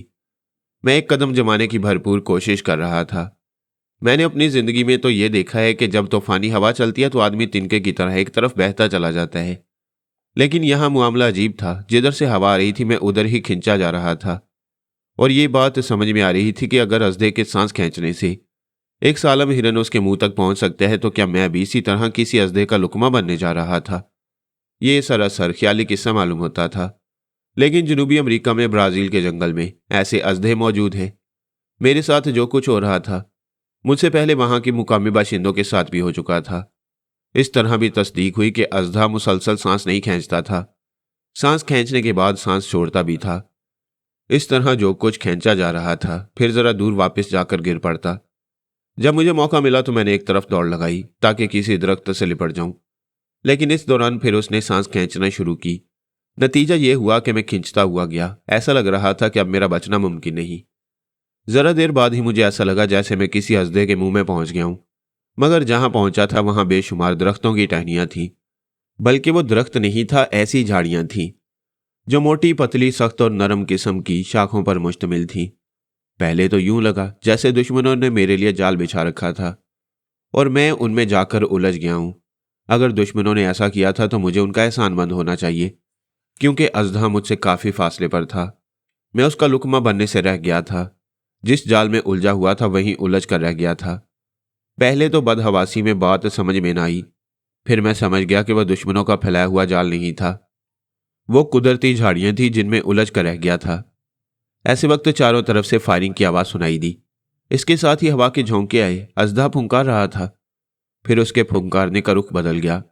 फायरिंग की वजह से वो किसी दूसरी सिमत जा रहा था। फिर उसका क्या बना ये पता ना चल सका। मुझे उससे निजात मिल गई थी। मैंने ख्याल खुमानी की परवाज की, लेकिन अपने गार्ड के दिमाग तक ना पहुंच सका, इसलिए कि उसका दिमाग मौत की तारीकियों में डूब चुका था। शायद चारों तरफ से होने वाली फायरिंग की जद में आकर वो बेचारा हमेशा के लिए खत्म हो चुका था। मैंने झाड़ियों से निकलने की कोशिश की, मगर लग रहा था कि जितना निकलने की कोशिश करता हूं उतना ही उलझता जाता हूं। अचानक मुझे चाकू का ख्याल आया। मैंने अपने लिबास के अंदर से वो बड़ा सा चाकू निकाला, फिर उसे खोलकर उलझी हुई शाखों को काटने लगा, एक तरफ से रास्ता बनाने लगा। मुझे थोड़ी सी रोशनी की जरूरत थी ताकि पता चल सके किधर से निकलना चाहिए, लेकिन मैं टॉर्च रोशन नहीं कर सकता था। रोशनी होते ही मेरी तरफ फायरिंग शुरू हो जाती। दोबारा फायरिंग शुरू हो गई।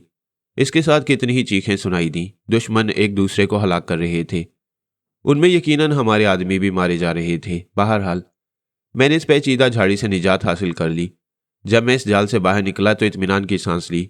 अपने हाथ पांव झाड़ने लगा। पतली शाखें कहीं गर्दन से, कहीं सर से और कहीं टांगों से लिपटी हुई थी। मैं उनसे निजात पाकर जरा आगे बढ़ा तो ठोकर खाते खाते बचा। किसी की लाश पड़ी हुई थी। मैंने अंधेरे में उसे टटोल कर देखा। मुझे एक रिवॉल्वर मिल गया। कारतूस की पेटी भी थी। मैंने अंधेरे में उस रिवॉल्वर के चैम्बर को चेक किया, फिर एक तरफ को बढ़ने लगा। मैं कहाँ जा रहा था या मुझे कहाँ जाना चाहिए, मेरी समझ में नहीं आ रहा था। एक तो अजनबी रास्ता, उस पर घना जंगल। मैं आगे बढ़ रहा था या पीछे जा रहा था, सिमत का कुछ अंदाजा नहीं हो रहा था। ऐसे ही वक्त एक हल्की सी रोशनी नजर आई। मैं ठिठक गया। दूर एक मशाल रोशन हुई थी। फिर मैंने यकबारगी पलट कर देखा। मेरे पीछे भी दूसरी मशाल रोशन हो गई, फिर तीसरी, चौथी, पांचवी। इस तरह मैंने देखा कि मेरे चारों तरफ काफी फासले पर मशालें रोशन होती जा रही थीं। जो भी मशालें हाथ में लिए हुए थे मैं उन्हें साफ तौर पर नजर आ रहा था। फिर किसी ने यकबारगी खुशी से चीख मारी, मिल गया, फरहाद अली तैमूर मिल गया। मैंने दूसरी तरफ घूमकर देखा। बहुत दूर बॉस बोर्निया खड़ा हुआ था, मगर वो उसी शैतानी जुबान में बोल रहा था, ऐ शैताने मलून, तेरा शुक्रिया, तूने अपना वादा पूरा किया। तूने फरहाद के जिस्म में एक दुम का इजाफा कर दिया। मैंने बौखलाकर अपने आसपास देखा, मगर पीछे नहीं देख सकता था, इसलिए अपना हाथ उधर बढ़ाया। पता चला वाकई मेरे पीछे दुम निकल आई है। लाहौल बिला कुव्वत। शैतान की क्या मजाल है कि वो खुदा की बनाई हुई मखलूक में एक मामूली सा इजाफा भी कर दे। भला मेरी दुम कैसे निकल सकती थी? वो तो मैं जिन झाड़ियों में फंसा हुआ था उनकी एक पतली सी शाख मेरी पतलून की बेल्ट में फंस गई थी, और वह इस तरह घूमकर लटक रही थी जैसे दुम निकल आई हो। बॉस बोर्निया खुशी से उछल उछल कर नाच रहा था और कह रहा था, फरहाद अली तैमूर, मैंने तुम्हें पहचान लिया है। तुम 1000 मेकअप में रहो, मुझसे बच नहीं सकोगे। तुम्हारी दुम निकल आई है, तुम फरहाद हो। मैंने उस दुम को खींचकर अपने जिस्म से अलग करते हुए उसकी तरफ उछाल दिया, फिर कहा, शैतान के बच्चे, ये दुम नहीं, झाड़ी की एक शाख है, मैं फरहाद नहीं हूं। यह किसने कह दिया कि इंसान की भी दुम निकल आती है? मेरे शैतान ने कहा है, और उसने जो पहचान बताई थी उसके मुताबिक मैंने पहचान लिया है। दुम चाहे सचमुच की हो या आर्जी, मगर इसके जरिए तुम्हारी शनाख्त हो गई है, तुम फरहाद अली तैमूर हो। उसके मशाल बरदार चेले अब रक्स करने लगे थे, उसी अजनबी जुबान में गीत गाने लगे थे। मैंने कहा, मैं फरहाद नहीं हूं। अलबत्ता फरहाद मेरे दिमाग में आता रहता है, और वो तुम्हारे एक आदमी के दिमाग में भी पहुंचा हुआ है। तुम जो कुछ अजनबी जुबान में बोलते हो, फरहाद उसके दिमाग में रहकर अंग्रेजी में उसका तर्जुमा समझ लेता है। इस तरह वो मेरे दिमाग में तुम्हारी बातों का जवाब देता जा रहा है। इस वक्त भी फरहाद तुमसे कह रहा है, डॉक्टर मिकाकस का पीछा छोड़ दो, वरना तुम में से एक भी जिंदा नहीं बचेगा। बॉस बोर्निया ने कहा, अगर तुम सीधी तरह हमारे काबू में नहीं आओगे तो हम तुम्हें गोली मार देंगे। मैंने कहा, तुम डॉक्टर मिकाकस के जिस्म को गोली मार सकते हो, मगर फरहाद फिर भी जिंदा रहेगा। ये कहते ही मैंने आसपास जरा फासले पर खड़े हुए मशाल बरदार पर तड़ातड़ गोलियां चलाई। फिर उछलकर एक तरफ जमीन पर गिरता हुआ, लुढ़कता हुआ दरख्त की आड़ में पहुंच गया। वो मशाल बरदार गोली खाकर इस तरह गिरा था कि गिरते ही मशाल बुझ गई, इसलिए मुझे वहां छुपने का मौका मिल गया। वहीं से मैंने रेंगना शुरू किया, फिर अचानक उठकर खड़ा हो गया, क्योंकि जमीन पर करीब ही सरसराहट सी सुनाई दी थी। मैंने छलांग लगाई ताकि कोई सांप ना हो। वहां मेरे दुश्मन इंसान भी थे और हैवान भी। मेरे उछलते ही किसी ने फायर किया। मैं बाल बाल बचा, फिर दौड़ता हुआ दूसरे दरख्त के पास पहुंचा। इस दौरान मैंने फायरिंग की। 2 चीखें सुनाई दी, लेकिन चैम्बर खाली हो गया। मैंने दरख्त की आड़ में खड़े होकर फिर चैम्बर को पुर किया। उस वक्त तक बोर्निया के आदमियों ने तमाम मशालें बुझा दी थीं। अब हम सब तारीकी में थे। मेरे फायर ना करने के बावजूद फायरिंग हो रही थी और मरने वालों की चीखें सुनाई दे रही थी। यकीनन बॉस बोर्निया और उसके आदमियों के अलावा दूसरे दुश्मन भी थे। उन्होंने बोर्निया की जुबान से मेरे मुतल्लिक सुना होगा, अगरचे वह मकाना बातें कर रहा था कि दुम के इजाफे से फरहाद पहचाना जा सकता है। कोई उस पर यकीन न करता और मैं शक व शुबा से बालाता रहता। जंगल में मंगल हो रहा था, मुसलसल फायरिंग के सबब। शब्बे बारात का समा था। फायरिंग थोड़ी देर के लिए रुक जाती, तब भी आवाज जंगल में दूर तक गूंजती रहती थी। मैं इस तारीकी में यके बाद दीगरे कई दुश्मनों से टकराता रहा। फायरिंग का मौका मिला तो फायरिंग की, वरना हाथापाई होती रही। कुछ मैं जख्मी हुआ, कुछ दूसरों को जख्मों पर कराने के काबिल भी ना छोड़ा। समझ में नहीं आ रहा था ये सिलसिला कब तक चलेगा। वैसे मैं एक ही सिमत भागता जा रहा था, पनाह लेता जाता था, दुश्मनों से टकराता था, फिर वही सिमत इख्तियार करता था ताकि मैं किसी एक जगह पहुंच सकूं। आखिर 1 घंटे की जद्दोजहद के बाद मैं उस रास्ते पर आ गया जो मुझे वापस उसी शहर में ले जा रहा था जहां मैं जोजा को छोड़कर आया था। मेरा ताक्कुब करने वाले साए की तरह पीछे लगे हुए थे। इस दौरान कई बार कई अफराद ने बोर्निया को ललकार कर कहा था, मिस्टर बोर्निया, डॉक्टर मिकाकस का पीछा छोड़ दो वरना तुम्हारे तमाम आदमी मारे जाएंगे। बोर्निया ने जवाबन ललकारते हुए कहा था, मैं जान दे दूंगा मगर डॉक्टर मिकाकस का पीछा नहीं छोड़ूंगा। जिसे तुम डॉक्टर समझ रहे हो वो फरहाद है। वो तारीकी में एक दूसरे को ललकारते भी जाते थे, फायरिंग भी करते थे। इस तरह एक दूसरे से टकराते हुए हम उस शहर में पहुंच गए। सबसे पहले मैं पहुंचा। कई जगह जख्म आए थे। मुझे कुछ लोगों ने हैरानी से देखा, सवालिया नजरों से देखा। इस शहर में जितने दुश्मन थे उतने ही दोस्त भी थे। लेकिन मेरे पीछे ही पीछे बोर्निया चीखता चिल्लाता पहुंच गया, ये फरहाद है, ये फरहाद अली तैमूर है। किसी को मेरी बात का यकीन ना हो तो इसे डॉक्टर मिकाकस समझकर ही मेरे हवाले कर दिया जाए। अगर मेरा मुतालबा पूरा ना किया गया तो मैं इस पूरे शहर को आग लगा दूंगा। यहां से कोई जिंदा बचकर नहीं जा सकेगा। मैं शहर के एक चौराहे पर खड़ा हुआ था। वो खुली जगह थी। चारों तरफ से दोस्तों और दुश्मनों का मजमा लग रहा था। दुश्मन जानते थे फरहाद मिकाकस के दिमाग में आता है मैं फरहाद नहीं हूं, और बोर्निया उनकी सोच और समझ के खिलाफ दावा कर रहा था और मेरा मुतालबा करता जा रहा था। ऐसे ही वक्त जोजा दौड़ती हुई मेरे पास आई। आने के अंदाज में बचकानापन था। वो नन्ही सी बच्ची की तरह रसवंती के लबो लहजे में बोलती आ रही थी, मैं काकस ये क्या हो रहा है? इतने लोग क्यों जमा हो गए हैं? मुझे डर लग रहा है। तुम मुझे छोड़कर कहाँ चले गए थे? फिर वो करीब आकर एकदम से ठिठक गई, चौंक कर बोली, अरे तुम तो जख्मी हो गए हो, कितना खून बह रहा है, डॉक्टर को बुलाऊं? वो बड़ी खूबसूरती से नन्ही रसवंती का रोल अदा कर रही थी। बॉस बोर्निया एक घोड़े की पुश्त पर सवार था। वो चौराहे के चारों तरफ घूमते हुए लोगों को मुखातिब करते हुए कह रहा था, मैं शैतान का पुजारी हूं, तुम सब जानते हो मैं काला इलम जानता हूं। मेरा इलम कहता है ये फरहाद है। शैतान ने पेशनगोई की थी कि ये मुझे फलां जगह फलां वक्त और फलां दिन मिलेगा और इसके पीछे दुम लगी होगी। दुम आर्जी सही लेकिन इसकी शनाख्त हो चुकी है। वो कमबख्त सच कह रहा था, मैं फरहाद हूं, लेकिन उसके शनाख्त करने का अंदाज बड़ा ही मज़का खेज था। वैसे शैतान ने दावा किया था कि वो फरहाद अली तैमूर को एक जाल में फांस रहा है और फरहाद उसमें फंसता चला रहा है। ठीक 40वें दिन वो 1000 पर्दों में छुपे रहने के बावजूद जाहिर हो जाएगा। लेकिन मेरे जाहिर होने का कोई चांस नहीं रहा था। एक रसवंती थी जिसके मां बनने के आसार पैदा हुए थे। अगर ये बात खुल जाती तो यकीनन साबित हो जाता कि मैं फरहाद अली तैमूर हूं। लेकिन रसवंती यहां से जा चुकी थी। बॉस बोर्निया जो दावा कर रहा था उसे कोई तस्लीम नहीं कर सकता था। लेकिन शैतान फिर शैतान होता है। मैंने और शीबा ने बॉस बोर्निया के रूबरू जिस शैतान को धुएं की सूरत में देखा, उस कमबख्त की पेशनगोई किसी न किसी तरह पूरी होने लगी। अचानक ही बाजी पलट गई। जो हम कभी सोच भी ना सकते थे वो हमारे सामने पेश आने लगा। अचानक मैंने देखा जोजा की तबीयत बिगड़ गई। उसने अपने आप को संभालने के लिए दूसरी तरफ रुख बदल लिया।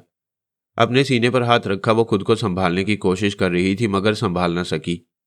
एकदम से दो जानू हो गई, फिर झुक गई और उसे मतली होने लगी। पहले तो लोगों की समझ में नहीं आया। वो सवालिया नजरों से जोजा को देखते रहे। फिर यक बेयक बोर्निया ने कहका लगाते हुए कहा, देखो, आंखें फाड़ फाड़ कर देखो, ये उसकी बीवी रसवंती है और ये रसवंती अपने शौहर की मौजूदगी का सबूत पेश कर रही है। यकीन ना हो तो किसी भी लेडी डॉक्टर को बुलाओ। लेडी डॉक्टर ज्यादा दूर नहीं थी। उसी वक्त मारिया को बुलाया गया।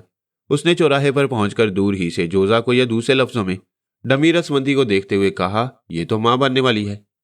मैं पहले ही डॉक्टर मिकाकस को बता चुकी हूं। मैं चकरा कर रह गया था। रसवंती को तो हमने गायब कर दिया था ताकि पोल न खुले, मगर यह कमबख्त जोजा रसवंती का रोल अदा करने से पहले जाने कहां से गुल खिला कर आई थी कि अब दुनिया के सामने गुल खिल रहा था, मेरा पोल खुल रहा था। मैं इनकार नहीं कर सकता था कि फरहाद नहीं हूं। अगर इनकार करता तो इसका मतलब ये था कि रसवंती से डॉक्टर मिकाकस के नाजायज ताल्लुकात थे।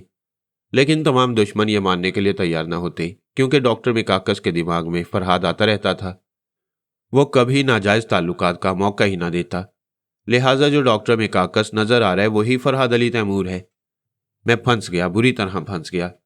अगरचे वहां मेरे मददगार थे, मगर मुट्ठी भर हमायती थे। दुश्मनों की तादाद ज्यादा थी और दुश्मन एक गिरोह से ताल्लुक रखने वाले नहीं थे। वहां मास्क मैन के आदमी थे, वहां मास्टर की के जानिसार थे। वहां सिर्फ इस शहर में नहीं बल्कि पूरे मुल्क में पुरस्रार बॉस हुक्मरान था और उसे बच निकलना मुमकिन ना था। फिर मैंने देखा एक तरफ से कद्दे आवर्दी किल्लर कुत्ते की तरह भौंकता हुआ मेरे करीब थोड़े से फासले पर आकर खड़ा हो गया। फिर मैंने दूसरी तरफ घूमकर देखा, कद्दे आवर सुलेमान हाथी की तरह झूमता हुआ आ रहा था। मैंने हेलीकॉप्टरों की आवाज सुनी, सर उठाकर देखा, आसमान पर 4 हेलीकॉप्टर परवाज कर रहे थे और पुरस्रार शख्स का एक आदमी मेरे सामने पहुंचकर कह रहा था, फरहाद अली तैमूर, तुम चारों तरफ से निर्गे में हो। तुम्हारे पांव तले जमीन सख्त है, भागना चाहोगे तो गहरा और पुरखतर दरिया अमेज़न है। तुम्हें भागने का रास्ता नहीं मिलेगा। ऊपर देखो, हमारे हेलीकॉप्टर परवाज कर रही हैं। फरार के तमाम रास्ते मसदूद हो चुकी हैं। अगर तुम्हारे हमायती यहां मौजूद हैं तो उनसे कहो कि गोलियां चलाएं, अपनी हसरतें पूरी करें या फिर हथियार डाल दें। वह दुरुस्त कह रहा था। एक तवील मुद्दत के बाद मैं सचमुच दुश्मनों के निर्गे में आ गया था। आज तक दुश्मनों ने जब भी फरहाद को गिरफ्त में लिया तो वह डमी फरहाद साबित हुआ, लेकिन अब वह डमी साबित नहीं हो सकेगा। सुलेमान जोगू ने कहा, फरहाद अली तैमूर, मुझे अफसोस है, मैं तुम्हारी कोई मदद नहीं कर सकूंगा। मैंने जिस पार्टी से सौदा किया है वहां तक तुम्हें जिंदा ले जाने की कोशिश करूंगा। अगर नाकाम होने की नौबत आई तो जिंदा नहीं छोड़ूंगा। चारों तरफ मजमा लगा हुआ था। एक इमारत की खिड़की से एक शख्स ने चीखते हुए कहा, मैं मास्टर की का वफादार हूं, मैंने वादा किया था।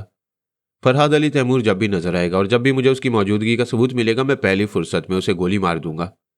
ये कहते उसने गोलियां चलाई। मैं उछलकर एक तरफ गिरा, मुझे एक गोली लगी। मैं लुढ़कता हुआ दूसरी तरफ गया। दूसरी तरफ से भी कई आवाजें आईं। यह हमेशा जिंदा बचकर निकल जाता है। यह बाद में पता चलता है कि हम उसकी डमी से धोखा खाते रहे। आज ये डमी हो या हकीकत, इसे यहीं खत्म हो जाना चाहिए। फिर गोलियां चलने की आवाज सुनाई दी।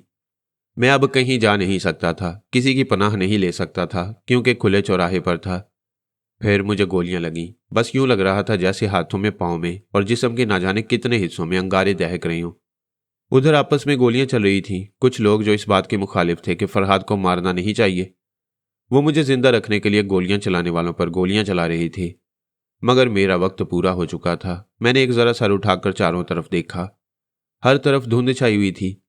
लोग मुझे साफ तौर पर नजर नहीं आ रहे थे। मेरी आंखों की रोशनी डूब रही थी। मैं सर से पांव तक लहू में डूबा हुआ था। फिर मैं चकरा गया, चकरा कर गिरा। गिरते हुए लुढ़कते हुए जाने कहां पहुंचकर थम गया। शायद वो जिंदगी का आखिरी सिरा था। इसके बाद मेरे लुढ़कने या जरा भी हरकत करने की गुंजाइश नहीं रही थी। मेरी आंखें बंद हो गईं। दिमाग जो टेलीपैथी का सरचश्मा था, तारीकियों में डूब गया। और तब पता चला कि मौत कैसे आती है। शायद मैं मर चुका था। जब हमारे सामने कोई मरता है तो हम कहते हैं, एक आदमी के मरने से दुनिया नहीं मर जाती, लेकिन जब हम मरते हैं तो हमारे बाद दुनिया मर जाती है। आंख बंद करने से सामने का पहाड़ भी ओझल हो जाता है। इस लिहाज से आंखें हमेशा के लिए बंद हो जाएं तो इस दुनिया की किताब भी हमेशा के लिए बंद हो जाती है। ये मेरे लिए एक नया तजुर्बा था। मैं दुनिया के लिए मर चुका था और दुनिया मेरे लिए मर चुकी थी। आइए मेरी मौत के बाद दुनिया में क्या हो रहा है वो मुझसे सुनिए। कहते हैं जब मैं गोलियों से छलनी हो रहा था उस वक्त अचानक बादल गरजने लगे थे और मूसलाधार बारिश होने लगी थी। मैं ऐसी धुआंधार बारिश में गोलियों से छलनी हो रहा था। हालांकि किसी ने मेरे जिस्म में लगने वाली गोलियों का हिसाब नहीं किया होगा। एक गोली लगी थी या कई, लेकिन मैं सर से पांव तक लहू में डूब रहा था। इस तरह मेरे छलनी होने का अंदाजा किया गया था। मैं अपने मुतल्लिक कुछ नहीं जानता। कहने वाले कहती हैं कि वो देखने के काबिल तमाशा था। सबके सब मेरी तरफ दौड़ पड़े थे, क्या दोस्त क्या दुश्मन। सबके सब मेरे पास सबसे पहले पहुंचना चाहते थे और मुझे कंधे पर लादकर वहां से दौड़ते हुए अपने गिरोह में पहुंच जाना चाहते थे। अजीब हंगामा आ रही थी। जब मुझ पर इतनी गोलियां बरसाई गई थी, जब मुझे मार डाला गया था, तो फिर वो मेरी लाश को हासिल करना क्यों चाहते थे? दुश्मन थे, मेरी लाश को बेगौर कफन छोड़ देते। यही सजा देते कि वहां के जंगली जानवर, कीड़े मकोड़े और सांप बिच्छू कब्र में पहुंचने से पहले मुझे अपनी खुराक बना लेते। लेकिन नहीं, मेरे तमाम दुश्मन दूध के जले थे। छाछ को फूंक कर देखना चाहते थे कि यह शख्स मरा भी है या नहीं। और अगर जिंदा है तो उन्होंने वाकई फरहाद को हमेशा के लिए ख़त्म कर दी या फरहाद के धोखे में हमेशा की तरह किसी डम्मी का खाना खराब किया है। मैं पहले बता चुका हूँ, इस मुल्क पर वह पुलिसराज शख्स हुक्मरान था। वहाँ उसके आदमियों की तादाद बहुत ज़्यादा थी, उसके पास असलहे की कमी नहीं थी। फिर आबी खुश्की और फिजाई रास्तों की नाकाबंदी तक कर दी गई थी। उनके हेलीकॉप्टर फिजा में परवास कर रहे थे, वार्निंग दे रहे थे कि फरहाद की लाश को वहीं छोड़कर सब चले जाएं। हुकूमत की तरफ से यह हुक्म जारी किया गया है कि 1 घंटे के अंदर तमाम मुकामी मुसाफिर और बैरूनी ममालिक से आने वाले सयाह इस बस्ती को खाली कर दें। वहां से उनकी रवानगी के इंतजाम कर दिए गए हैं। शहर के हर मोड़ पर और शहर से बाहर बेशुमार गाड़ियों ने एक जगह से दूसरी जगह ले जाने के लिए मौजूद हैं। अगर किसी ने हुक्म की तामील नहीं की और वो उस बस्ती में पाया गया तो उसे गोली मार दी जाएगी। बालफाज दीगर वो उस बस्ती में मार्शल नाफिज कर रहे थे। पहले 3 या 4 हेलीकॉप्टर परवास कर रहे थे। अब उनकी तादाद इतनी ज्यादा हो गई थी जैसे शहर की फिजा में मक्खियां उड़ रही हों। उन हेलीकॉप्टरों से फौज उतारी जा रही थी। शेख अल फारिस साहब को वहां के मुतल्लिक पल पल की खबर मिल रही थी। उन्होंने कहा, मुझे शुबा था फौज के वहां आने से यह साबित हो रहा है कि वो पुलिसराज शख्स सुपर मास्टर है। ये बहुत ज्यादा हैरत अंगेज इंकशाफ नहीं था। जो चाल में बार बार चलता रहा था वही सुपर मास्टर भी चल रहा था। यानी मैंने बार बार फरहाद की डमी पेश की, उसी तरह वो सुपर मास्टर जिसके दिमाग में मैं पहुंच सकता था वह बेशक अपने फ़राइज़ अंजाम दे रहा था, सिर्फ मेरे मामले से वो दस्तबरदार हो गया था। मुझसे बाकायदा निमटने के लिए एक अलग सुपर मास्टर का ओहदा कायम किया गया होगा। वो खुद को इस कदर राज में रखता था कि बज़ाहिर काम करने वाला सुपर मास्टर भी उसके मुतल्लिक कुछ नहीं जानता होगा। अगर जानता तो मैं उसके दिमाग से बहुत पहले ही उस पुलिसराज शख्स को ढूंढ निकालता। मैं दुनिया की खतरनाक तंजीमों से टकराता रहा। ये तंजीमें हर मुल्क में अपने मुफाद की खातिर हंगामा करती रहीं, लेकिन जहां फौज आ जाए वहां वो मसलहतन पसपा हो जाती हैं। इन तमाम तंजीमों के अफराद वक्ती तौर पर रूपोश हो जाते हैं। मेरे मामले में भी यही हुआ। जब हेलीकॉप्टर जा बजा मक्खियों की तरह उड़ने लगे और वार्निंग दी जाने लगी तो मास्क मैन मास्टर की और दूसरे अनजाने दुश्मनों ने इसी में बेहतरी समझी कि वहां से चले जाएं। 1 घंटे बाद जो भी नजर आता वो गोलियों से छलनी कर दिया जाता या फिर उनके मुतल्लिक तहकीकात होती। पता चल जाता कि वो लोग किस तंजीम से ताल्लुक़ रखती हैं। फौज के आने का नतीजा ये हुआ कि मैदान साफ हो गया। इसके बाद मेरे साथ क्या हुआ ये जनाब शेख अल फारिस को मालूम नहीं हो रहा था। उनके भी तमाम अफराद इस शहर से चले गए थे। सिर्फ डमी रसवंती रह गई थी। उसके दिमाग में पहुंचकर शीबा मेरे मुतल्लिक मालूम कर सकती थी। मुश्किल ये थी कि वो शहर खाली करने के बाद सब के सब सफ़र कर रहे थे। कोई बस में था, कोई अपनी गाड़ी में।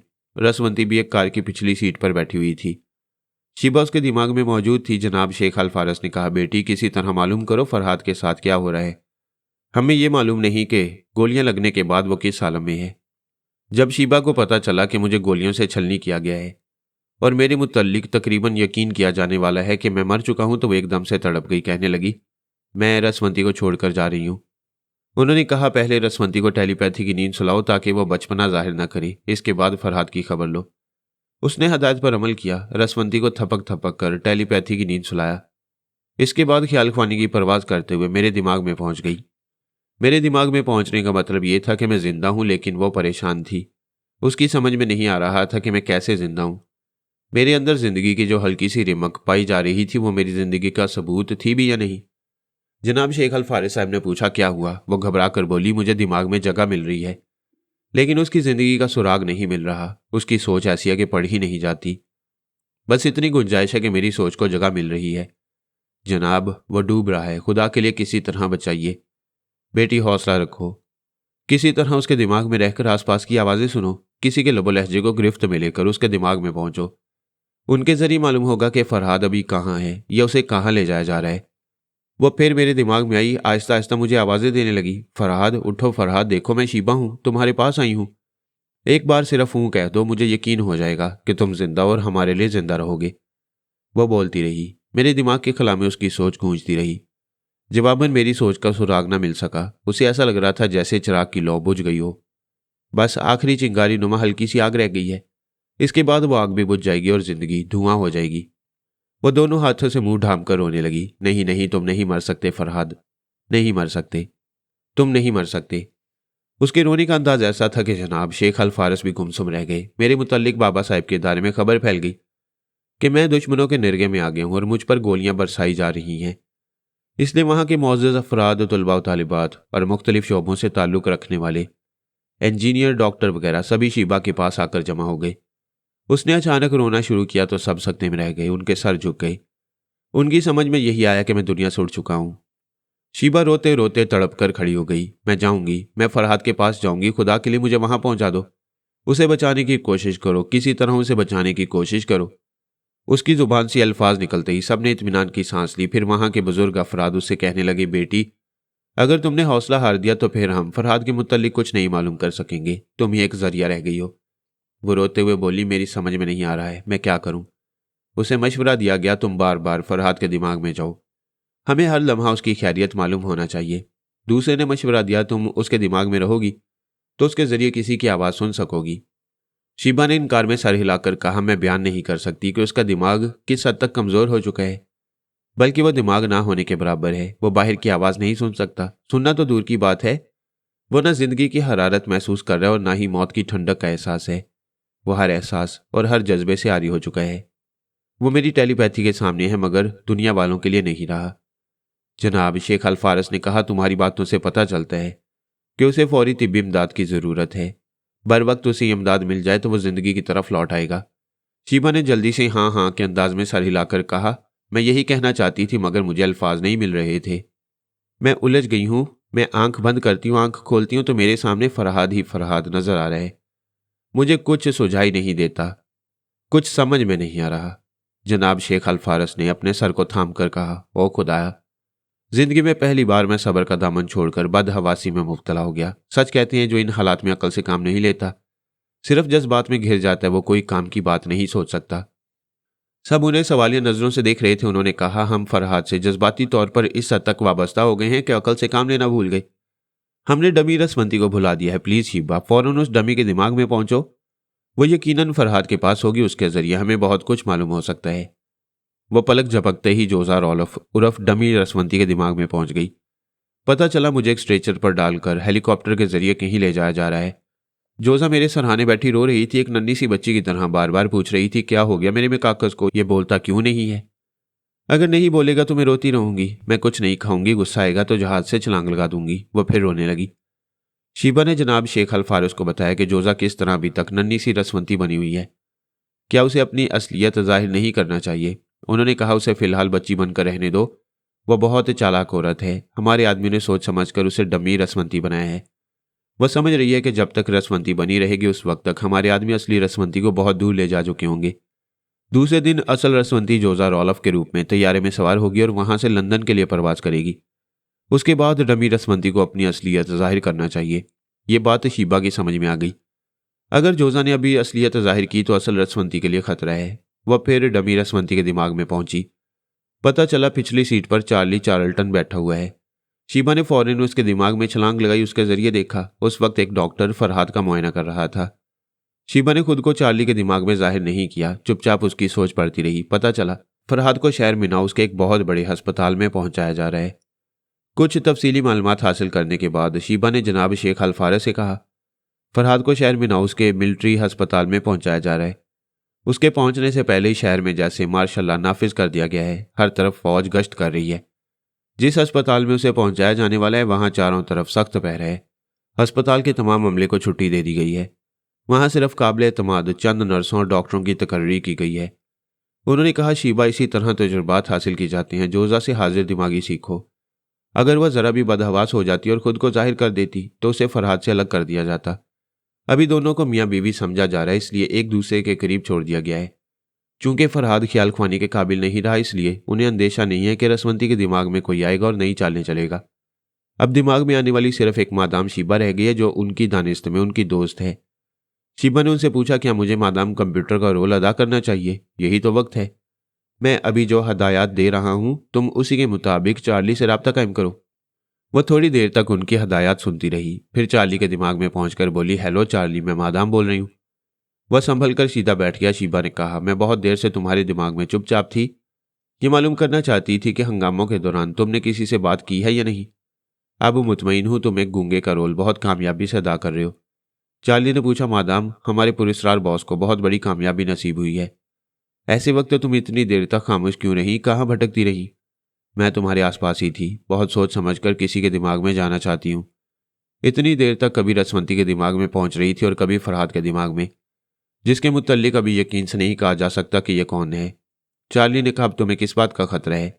फरहाद इस काबिल नहीं है कि ख्यालख्वानी कर सके और तुम्हारे जहन को अपनी गिरफ्त में ले सके। मिस्टर चार्ली, मैंने फरहाद की हिस्ट्री शीट पढ़ी है। तुम अपने बॉस से पूछ कर देखो, अगर इसे फरहाद समझ लिया गया है तो क्या तुम्हारा बॉस इसके सामने आ सकता है, इसे अपनी आवाज़ सुना सकता है? वो कभी सामने नहीं आएगा। उसी तरह मैं भी मोहतात रहना चाहती हूँ, लेकिन फरहाद के कमज़ोर दिमाग में पहुंचकर तुम बहुत कुछ मालूम कर सकती हो। मैं कोशिश कर चुकी हूँ, उसका दिमाग इस कदर कमज़ोर हो चुका है कि हल्की सी सोच भी उसके जहन में नहीं उभर रही। ऐसा लगता है जैसे अब तब में इसकी ज़िंदगी का दिया बुझने वाला है। तुम अपने आदमियों से कहो जल्द अज जल्द इसे अस्पताल पहुंचाएं। इसे इस हद तक ज़िंदगी की तरफ वापस लाओ कि मैं इसके दिमाग को टटोल सकूं, इसकी असलियत मालूम कर सकूं। तुम्हारा पुरस्कार बॉस सिर्फ मेरे जरिए इसके फरहाद होने या ना होने की तस्दीक कर सकता है। शीबा जो कुछ कह रही थी चार्ली उसे कागज़ पर लिखता जा रहा था। फिर उसने वो कागज़ अपने पास बैठे हुए फौजी अफसर की तरफ बढ़ा दिया। उसने उसे पढ़ा, फिर ट्रांसमीटर के जरिए राब्ता कायम करने लगा। थोड़ी देर बाद उसे जवाब मौसूल हुआ, तुम्हारी आवाज़ सुनी जा रही है, रिपोर्ट दो। फौजी अफसर ने कागज़ पर लिखी हुई तहरीर को पढ़ना शुरू किया। जो कुछ शीबा ने चार्ली से कहा था वही बातें पुरस्कार बॉस तक पहुंचाई जा रही थी। दूसरी तरफ से जो जवाब दे रहा था वो बॉस नहीं, कोई मातिहत था। ऐसा मातिहत जिसके जरिए शीबा बॉस तक नहीं पहुंच सकती थी, क्योंकि हम ऐसे बेशुमार मातिहतों को आजमा चुके थे। अब शीबा की बारी थी कि वह मेरी जगह रहकर काम करे। देखना यह था कि वह जनाब शेख अल फारिस की हदायत पर अमल करते हुए मुझे दुश्मनों के निर्गय से निकाल लाने में कामयाब हो सकेगी या नहीं। मुझे अस्पताल पहुंचा दिया गया। इस दौरान शीबा चार्ली के जरिए दूसरे फौजी अफसरान के दिमागों में भी पहुंच रही थी। उनके जरिए पता चला कि चारों तरफ से बरसाई जाने वाली गोलियां मुझे लगी जरूर हैं, लेकिन एक गोली भी जिस्म में पैवस्त नहीं हुई। उनमें से एक गोली मेरे बाजू के गोश्त में सुराख करती हुई गुजर गई थी। इसी तरह दूसरी गोली मेरी पिंडली को जख्मी करके गुजरी थी। तीसरी गोली ने मेरी दाएं पसली की खाल उधेड़ दी थी। चौथी गोली मेरे दाएं कान के नीचे लगी थी और गर्दन को छेद कर गुजर गई थी। इसी चौथी गोली ने मेरे दिमाग को बहुत मुतासिर किया था और मैं होश से बेगाना हो गया। दिमागी कमजोरी के बायस शीबा को मेरी सोच की लहरें नहीं मिल रही थी। मुझे इस अस्पताल में पहुंचाने के आधे घंटे बाद डॉक्टर ने रिपोर्ट दी कि मैं खतरे से बाहर हूं। शायद एक आध घंटे बाद होश में आ जाऊंगा। चार्ली और दूसरे अफसरान के जरिए मालूम हुआ कि उस मेडिकल रिपोर्ट को सुनने के बाद वहां सनसनी सी फैल गई है। एक घंटे बाद फरहाद के होश में आने का मतलब यह था कि वो जहनी तौर पर मजबूत भी हो सकता था और होश में आने के बाद ख्यालख्वानी भी कर सकता था, लिहाजा पहले से एहतियाती तदाबीर की जा रही थी। चार्ली ने शीबा से कहा, मैंने आपका पैगाम अपने पुरस्कार बॉस तक पहुंचा दिया था। उसके जवाब में हदायत दी गई है। मेडिकल रिपोर्ट के मुताबिक फरहाद एक आध घंटे बाद होश में आएगा। बॉस ने आपसे दरख्वास्त की है कि आप हर लम्हे फरहाद के दिमाग में चुपचाप मौजूद रहें। मैं ये खतरा मोल लेना नहीं चाहती। फरहाद होश में आएगा तो उसकी दिमागी हालत क्या होगी यह हम में से कोई नहीं जानता। अगर उसने मुझे दिमाग में महसूस कर लिया तो मैं उसकी गिरफ्त में आ जाऊंगी। हमने मुतबादिल रास्ता सोच लिया है। अब रसवंती फरहाद के पास रहा करेगी। तुम उसके जरिए फरहाद के मुत्तल्लिक इतलात फराहम कर सकती हो। मैं यही करूंगी। और जब देखूंगी कि फरहाद दिमागी तौर पर कमज़ोर है और मेरी सोच की लहरों को महसूस नहीं कर सकेगा तो चुपचाप उसके दिमाग में भी पहुंच जाया करूंगी। जनाब शेख अल फारिस ने कहा, शीबा, अब हमें यह इत्मीनान हो चुका है कि फरहाद जिंदगी की तरफ लौट आया है। उसका बाकायदा इलाज होगा तो हालत और संभल जाएगी। उसे वहां से निकाल लाने के लिए हमें जाल फैलाना चाहिए, लिहाजा पहला जाल फेंको। शीबा ने उनकी हदायत के मुताबिक पहला जाल ब्लैक शैडो पर फेंका। जब उसने फरहाद के लबो लहजे में उसे मुखातिब किया तो वो एकदम से चौंक गया। शदीद हैरानी से बोला, फरहाद साहब, आप जिंदा हैं? तो मुझे मुर्दा क्यों समझ रहे हो? जनाब, मेरा ख्याल है ये खबर दुनिया के गोशे गोशे तक फैल गई होगी कि आप मर चुके हैं। मेरे दाना दोस्त, ये पहली बार ऐसा नहीं हो रहा। मैं इससे पहले भी दुनिया वालों के सामने कई बार मर चुका हूं और कई बार जिंदा हो चुका हूं। इस बार यह एजाज तुम्हें हासिल हो रहा है कि अपनी मौत के बाद सिर्फ तुम्हारे दिमाग में जिंदा हो रहा हूं। खबरदार किसी को पता ना चले कि मैं तुम्हारे पास आता हूं। उसने दोनों हाथों से कानों को पकड़कर कहा, मेरी क्या मजाल, मेरी जुबान किसी के सामने नहीं खुलेगी। अब असल मकसद की तरफ आओ। क्या तुमने मुझे मुर्दा समझकर वो वादा फरामोश कर दिया है? नहीं जनाब, मुझे याद है मैं मौके की तलाश में हूँ। मैंने सोच लिया कि माइक और स्पीकर के दरमियान कैसी खराबी पैदा करना है और मैं ऐसा जरूर करूंगा, लेकिन आप भी अपना वादा। उसने बात अधूरी छोड़ दी। शीबा ने बात को मुकम्मल करते हुए कहा, पूरा करूंगा। जो कहता हूँ वो जरूर करता हूँ। तुम्हें यहाँ से सही सलामत निकाल कर ले जाऊंगा। मुझे यकीन है फरहाद साहब, खुदा की कसम, आप नाकाबिल तस्कीर हैं। उस पुरस्कार शख्स ने कैसे कैसे जाल बिछाए और लोगों ने आपको हर तरह से ट्रैप करने की इंतहा कर दी, लेकिन आज भी आप उसी तरह आज़ाद हैं। मुझे और ज़्यादा यकीन हो गया कि आपके ज़रिए मुझे भी आज़ादी नसीब होगी। ज्यादा बातें करने में वक्त ज़ाया न करो, काम की बातें सोचा करो। जो तदबीर तुमने सोच लिया उस पर मजीद गौर करो। सोचो कि और कितनी कामयाबी से उसमें खराबी पैदा करोगे।